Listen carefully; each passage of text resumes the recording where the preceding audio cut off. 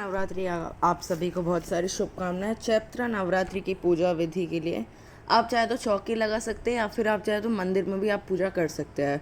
हमारे यहाँ पे मंदिर में पूजा करें, इसके मैंने आपको मंदिर दिखाया है अपना। तो आप सबसे पहले चावल की ढेरी रखें साइड में, अगर मंदिर में स्पेस है तो। उसके बाद उसके ऊपर आप अष्टदल कमल भी बना सकते हैं या फिर आप चौकी में भी, अगर आपके पास स्पेस नहीं तो आप कर सकते हैं, अष्टदल कमल बना लें। उसके बाद आपको एक तांबे का या पीतल का कलश चाहिए, या मिट्टी का भी ले सकते हैं। उसके ऊपर मौली बांध दें और उसके अंदर पानी भरें। मौली को कलावा भी बोलते हैं, तो आपके यहाँ पे जो बोलते हैं वो प्लीज़ कमेंट करें। उसके अंदर गंगा जल डाल दें। उसके बाद आपको 5 चीज़ें डालनी होती है: हल्दी, लौंग, इलायची, सिक्का, हल्दी की गांठ, सुपारी और चावल भी डालते हैं, तो आप वो देख लें। उसके बाद आपको एक नारियल चाहिए जटाओं वाला, उसके ऊपर आप लाल कलर का जो कपड़ा आता है ऐसे, या फिर आप वो भी ले सकते हैं, या फिर आप कलावा भी आप बांध सकते हैं। आप चाहे तो ऐसे रख सकते हैं नारियल, या फिर आप ऐसे भी रख सकते हैं। उसके अंदर आप आम के या पान के पत्ते भी लगा लें, अभी मेरे को मिले नहीं इसके लिए। उसके बाद आपको थोड़े से चावल की स्थापना, अगर आप चाहे तो नवग्रह की स्थापना करें, अगर नवग्रह की स्थापना करें तो फिर थोड़े से चावल रखें, उसके बाद नवग्रह यंत्र या फिर 9 सुपारी रख दें। आप चाहे तो 16 स्मात्री का भी पूजा कर सकते हैं। अगर आप नवग्रह की स्थापना करें तो ही आप 16 स्मात्रिका की स्थापना करें। फिर आप चुन्नी पहना दें, या फिर आप चाहे तो कलावा भी उड़ा सकते हैं। उसके बाद 1 लोटा जल लें और ऐसे फूल से आप शुद्धिकरण कर लें। गणेश जी भी मेरे मंदिर में ही है, इसके लिए मैंने अलग से गणेश जी की स्थापना नहीं की है। अगर आप चौकी में करें तो फिर आप गणेश जी की भी स्थापना कर लें।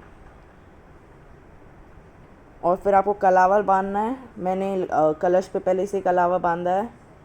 मैंने फिर से नारियल पे भी रख दिया है, नवग्रह रख दिया है, और मैंने गणेश जी को पहले से ही वस्त्र पहनाए हैं। अगर आपने नहीं पहना है तो फिर आप कलावा भी पहना सकते हैं। उसके बाद आपको जवारे बोने हैं, तो फिर आप मिट्टी का बर्तन ले, या फिर आप चाहे तो कौन से भी स्टील, या फिर जो आती है ना वुड की जो आती है वो आप ले ले। उसके अंदर आप चाहे जौ, गेहूँ या फिर सत्तान से भी आप कर सकते हैं, तो ऐसे आप डाल दें। उसके बाद आपको 9 टीका लगाना है नवरात्रि का। 9 टीका आप कुमकुम से लगा लें। उसके बाद चंदन या फिर आप हल्दी से भी लगा सकते हैं, या फिर आप तीनों से भी लगा सकते हैं। आप चाहे तो जवारे के अंदर जो मिट्टी के पहले आप थोड़ा सा कलावा रखें, या फिर आप बाहर से बांध भी सकते हैं। और गेहूँ या जौ डालने के बाद थोड़ी सी मिट्टी आप ऊपर से डाल दें, थोड़ी सी डालें। फिर सबको कुमकुम से तिलक कर दें। यहाँ पे मैंने यहाँ पे 16 स्मात्रिका की स्थापना नहीं दिखाई है। आपको 16 एक चम्मच ले लेना है, और फिर थोड़े थोड़े चावल रख के आपको 16 ऐसे चावलों की ढेरी रखनी है, तो 16 स्मात्रिका की स्थापना हो जाएगी। आप सबको टीका कर लें। और फिर अगर आप लाए हैं माता के लिए, अगर आप फूल की माला लाए हैं तो फूल की माला चढ़ा लें, या फिर आप चाहे तो फूल भी चढ़ा सकते हैं। फूलों की माला या फूल चढ़ा दें आप। ये आपको मार्केट में बहुत आसानी से मिल जाएगा। फिर आपको दिया जलाना है। दिया हो सके तो देसी घी का जलाएं। और आप चाहे तो फिर अखंड ज्योत की भी आप स्थापना कर सकते हैं। अखंड ज्योत की स्थापना करेंगे तो फिर आपको थोड़े से गेहूँ या चावल रख देने नीचे। उसके बाद आपको माता के लिए श्रृंगार चाहिए होता है, आपको मार्केट में मिल जाएगा। आप चाहे तो सिर्फ एक चुन्नी जो है वो भी आप रख सकते हैं, या फिर जो श्रृंगार की जो सामग्री आती है मार्केट में वो आप ले लें। ये आप ले लें। श्रृंगार आप चाहे तो पहले दिन या 9 दिन कभी भी चढ़ा सकते हैं। उसके बाद भोग चढ़ा दें। रोज़ एक चीज़ तो भोग में चढ़ाए, हो सके तो एक कोई फ्रूट चढ़ा दे, या पताशे मिश्री चढ़ा दे। और अखंड ज्योत अगर आपने जलाया तो वो बुझनी नहीं चाहिए। उसके बाद 1 लोटा जल भी रखें हमेशा, आप जब भी भोग कर रखें तो। उसके बाद आपको हवन करना होता है, तो फिर आप चाहे तो ऐसे स्टील के बटकी में भी कर सकते हैं, या फिर हवन कुंड में आप थोड़ा सा गोबर गर्म कर दें, या फिर जो आप चाहे तो गैस पे भी आप ऐसे थोड़ा सेक ले, या फिर चूल्हे में। उसके बाद आपको थोड़े से कपूर उसके अंदर रखना है और फिर जलाना है। ये हवन रोज़ होएगा, और ये संपूर्ण विधि है, मतलब आपको अग्नि जलानी है। और अगर आप चाहें तो सरल विधि अगर आपको देखनी है तो फिर आप मेरे चैनल में देख सकते हैं। आपको वीडियो मिल जाएगा। उसके बाद आपको उसके अंदर घी डालना है, 2 लौंग 2 इलायची, वैसे 4 लौंग 4 इलायची डालनी है। और फिर जो भी आपने चढ़ाया वो आप चढ़ा दें। उसके बाद आपको है ना हाथ में फूल और चावल दे के नवरात्रि की कथा सुन सकते हैं, या फिर दुर्गा सप्तशती का पाठ रख सकते हैं, कुछ भी कर सकते हैं आप, जो आपके उधर करते हैं। और जो भी आपने भोग में चढ़ाया वो आप चढ़ा दें सिवाय पानी के।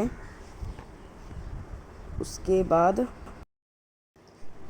बाद आपको देखो, अगर आपने चौकी पे अगर नवरात्रि की पूजा की है तो फिर आप ऐसी जगह चुनें जहाँ पे आप बार बार हटा ना सके, क्योंकि एक बार लग जाती है फिर आपको हटाना नहीं चाहिए, नहीं तो फिर अशुभ होता है।